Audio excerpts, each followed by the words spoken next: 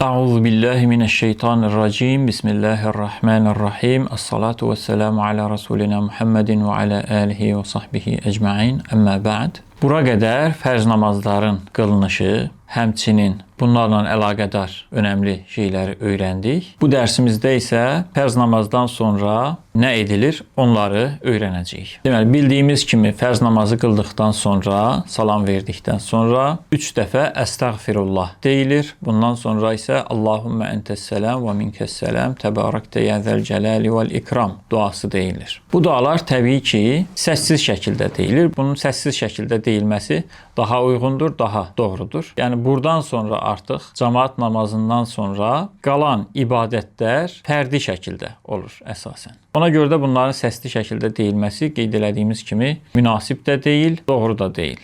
Bu Allahümmə entəs-səlam və minkəs-səlam təbarəkdə ya zəl-cəlali vəl-ikram duasını dedikdən sonra fərz namazından sonra sünnət namazı varsa sünnət namazına durulur. Sünnət namazını qıldıqdan sonra isə digər zikirlər edilir.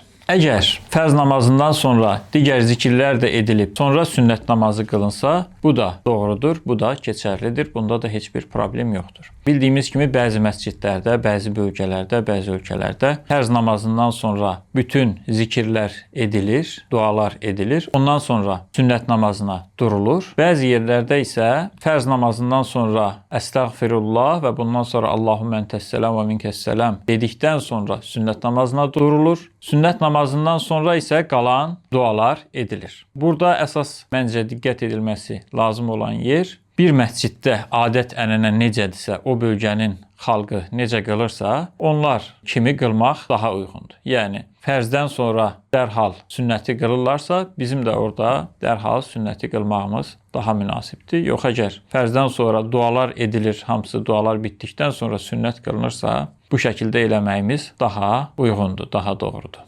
Sünnət namazını qıldıqdan sonra isə biz qalan digər duaları və zikirləri eləyirik. Bu dualardan ən əsas olanlarından bir neçəsini qeyd eləyək. Bunlardan biri Ayətül Kürsidir. Bu Ayətül Kürsi oxunur sünnət namazı qıldıqdan sonra. Bundan sonra Müəvvizat deyilən surələr oxunur. Bu da İxlas, Fələq və Nas surələridir. Bunlar da oxunur. Təbii ki, bunların oxunması sünnət və yaxud müstəhəbdir. Həmçinin bu 3 surənin, yəni İxlas, Fələq və Nas surələrinin sübh namazından sonra, ikindi və axşam namazından sonra 3 dəfə oxunması da müstəhəbdir. Bunların hamısı haqqında hədislər gəlmişdir, varid olmuşdur. Bunları oxuduqdan sonra 33 dəfə Subhanallah, 33 dəfə Elhamdülillah, 33 dəfə isə Allahu Ekber zikirlərini edirik. Bundan sonra isə La ilahə illallah vahdehu la şərikə ləh, ləhul mulku və ləhul həmdu və huvə alə kulli şeyin qadir duasını eləyirik. Bunun sərbəst olması daha münasibdir. Bu duaların sərbəst olması, o da səssiz şəkildə hər kəs özü üçün bu duaları və zikirləri eləyir. Bildiyimiz kimi fərz namazından sonraki vaxt duaların qəbul olunduğu vaxtlardan biridir.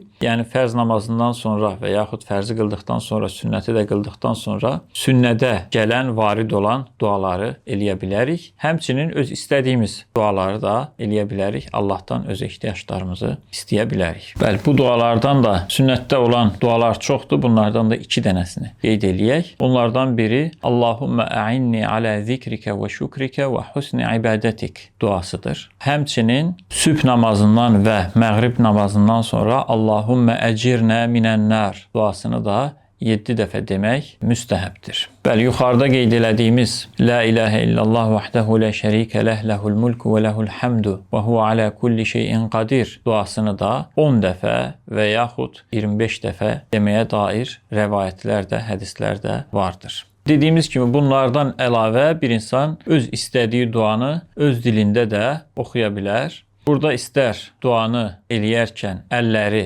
qaldırsın, eləsin, istərsə də qaldırmadan eləsin. Bunların heç bir fərqi yoxdur. Bəzi kitablarda qaldıraraq edilməsinin müstəhəb olduğu deyilmişdir. Həmçinin bəzi kitablarda duadan sonra əlləri üzə sürtməyin də müstəhəb olduğu deyilmişdir. Buna dair də rəvayətlər vardır. Beləliklə namazdan sonra edilən zikirlər və duaları öyrəndik. Biz həmçinin əvvəldə sünnətlərin də necə qılınacağı haqqında demişdik. Növbəti videolarda bunları da öyrənəcəyik inşallah. Velhamdülillahi Rabbil alemin.